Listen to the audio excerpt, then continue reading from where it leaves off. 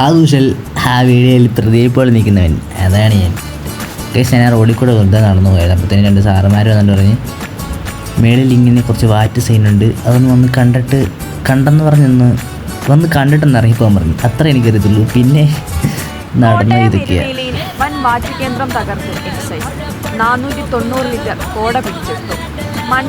അവർ നമ്മളോട് പറഞ്ഞു കണ്ടിട്ട് പോയപ്പോൾ എന്നിട്ട് സമയപ്പോഴത്തേക്കും നമ്മളേക്ക് സാക്ഷിയാക്കിയിട്ട് കിട്ടിയിരുന്നു. ഇനിയിപ്പോൾ സാക്ഷിയായി ഇതിൻ്റെയൊക്കെ പുറകെ ഇനിയും പോകാൻ എനിക്കൊന്നും പറ്റത്തില്ല.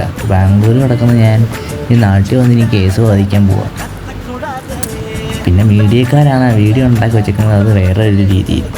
ഓരോരുത്തന്മാരെ വീഡിയോയുടെ അടിയിലൊക്കെ വന്നിട്ട് മെൻഷൻ വെച്ചുകൊണ്ടിരിക്കുക എൻ്റെ ഇൻസ്റ്റ ഐ ഡി.